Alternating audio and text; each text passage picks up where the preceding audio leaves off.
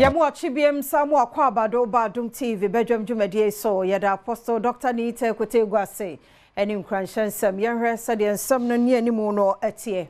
kokobopa emu odin na ekọ ama afarefo wosre woni die mu a wokonsuo no so a memma wonfa emfidie ni ho kwan so de kwa na enuro enko epo no so yede sansem no ebeba na fei Water River Authority mpanifo afiase a won mo bodawro se kwabase wo mu bie nsuo no mu asabe ye nkonya oha obia wo bia so sansami ne nsema foforo bi na no pay bedebro Adom TV Badwam kase wo hwa yan live a Facebook/Adom TV Extra Go TV 119 DSTV ye 280 ko YouTube search Adom TV Tube ne kwa adomonline.com ensemi ne nsembebre ewo ho bedi afia amankwa tamaklo afia ne de wientie se den nsem ni chemu ankasa etie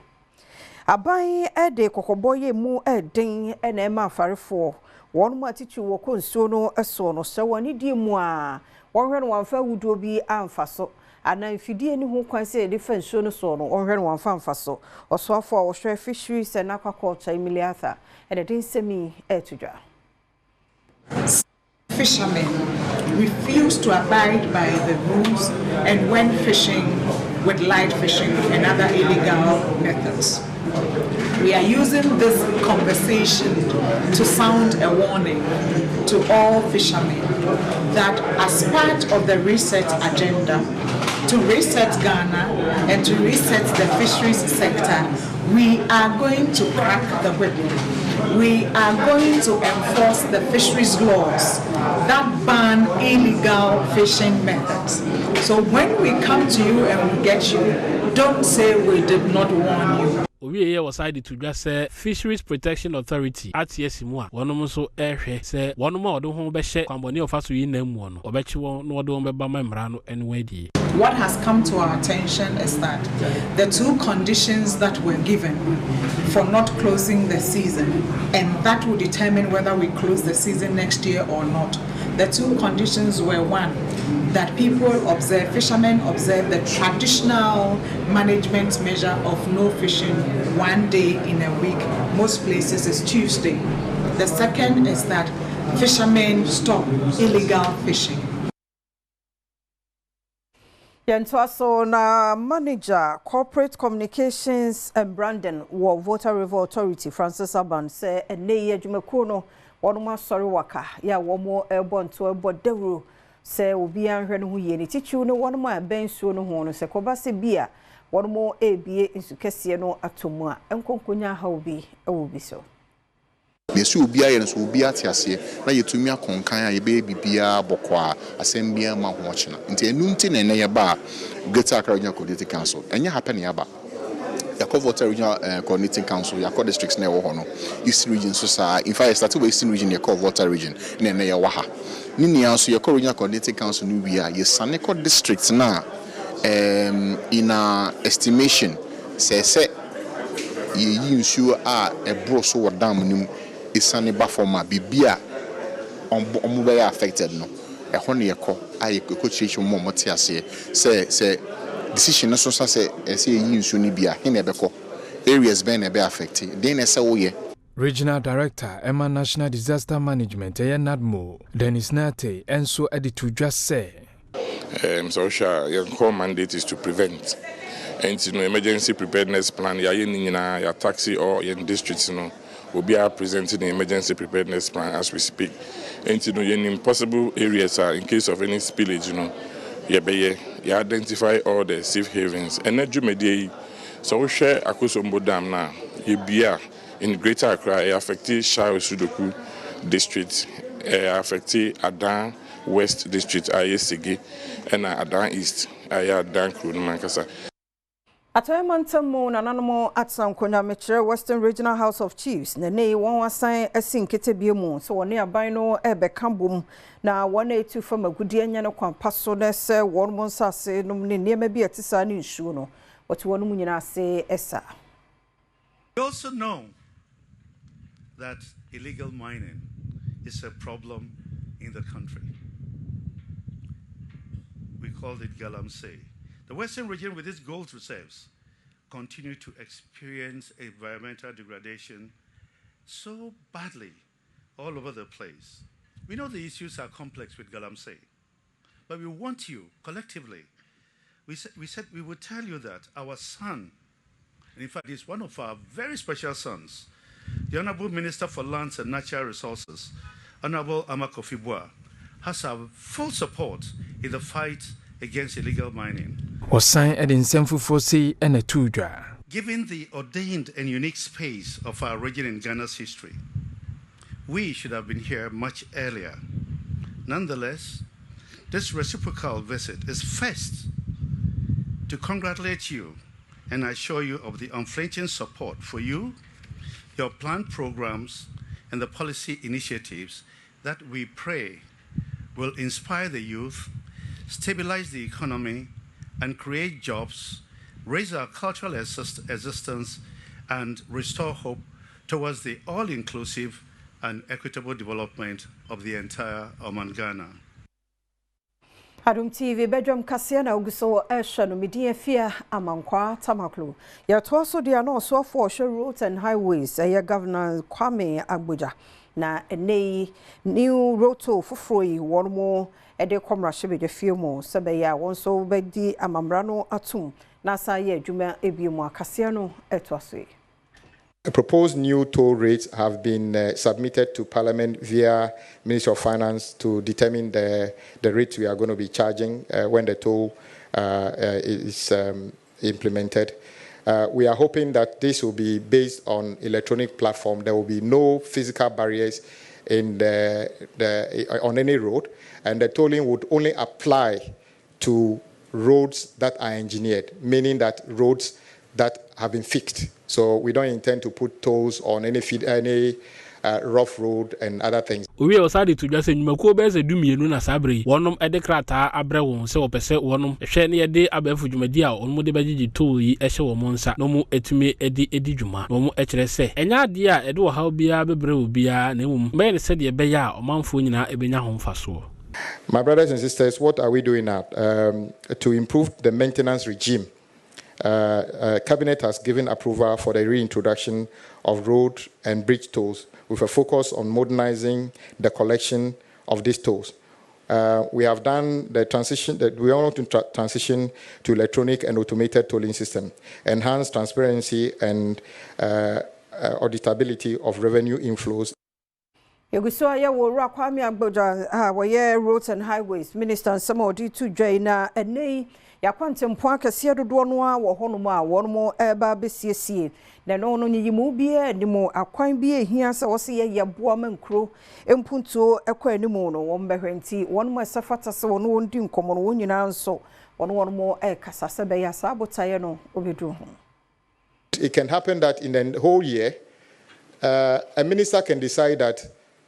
a district will not see any release or any allocation for any road maintenance, and rather they will spend all the money in one location. President Mahama's idea of equity directs that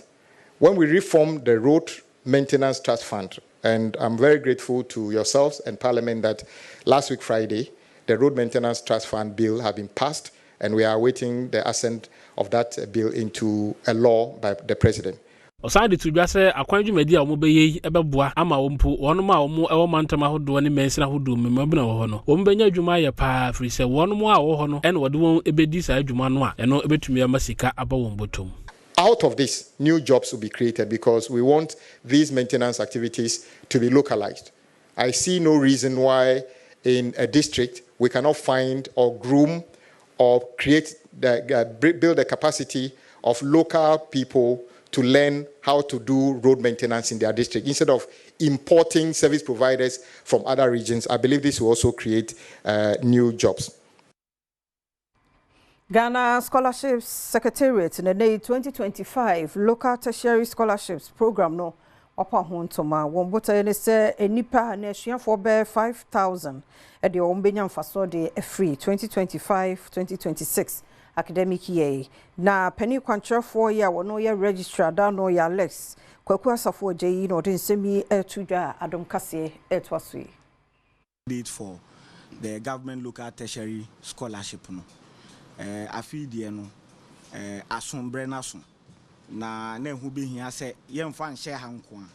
ye be friends and trofo na muso matimi yetimi ni modern kita wono makobum daru ama mansan ne Ghana fo nyina te se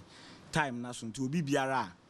o meet ye criteria no a o pepa so peso to ane addition aso nko ade obetimi ateki saa opportunity we no so apply na se selection ne kana no so ne die so peso to ane nim de so no eno so atimi abam ama no enti afi no ye adwen se ye beye in total of 5,000 scholarships na 5,000 ni mu no ya reserve 2,000 e de ama potokasem ya omo ye from brilliant but needy students omo ewo nimde omo enimoma but sikasem enti aya consider ama so omo betimi atoa omo adesua so mode of application obeko www.scholarships.gov.gh scholarship no so scholarships.gov.gh ema obi enkodada say website we no ye be no application fee be the say uni code be any ade we've seen that we have reported them to the security agencies ye hwese investigation be koso na ya chesa ankrofo no na ye do ma famra kwan Enkase mu hine ye no wo afo mantamu ye nanada nso agye ya bebio nana se ono ankasa se kobasa ndisi aban ye di won mu hwamo na goso no ma ban kwan no wanya dia edu abato ofoforo so biemu a ono nana bedi ne manfo anim na waye ye che eti aban no ya kwan ekunyen afofo ya kwan aban twam no wanya amayen eti e ma ne koye afokwan ba ko pe ekwanfo ne nam so sese no eti se mo anya amaye dia aba no abato no duru ha yebeto atia mo ka kire jo mama wanye kwa na yebeto atia no nye so otratra ho na efie na no beso a no odimirika na obeye kwan no ekwan ne abre ho efie be duni ya fa kwanfo so sa ti ye ka kire no me na nankasa hene me ka kire no so wanya eduru ho a mia mehwa mia to aba na tia no Yadasiya to kasiano eso na afeidi abrewa yipwa kwemu ama na nabna boatema kwan eye de late odumase wo sunyane west mensino emu no yedikota no bi so abeguso ama kwan no aya kama yamani boni wo bono mantemo Christiano Forikuma etwaso sayeka akwan eye ade a eboa dwumadie bi a yebedi fisa akwan papa ni ho a woye bibia enye yie esign de eniema ensem fata eba entitem bia no akwan ya ade a se wo oman mu na akwan ni ya edi mpuntuo ene bresa aman no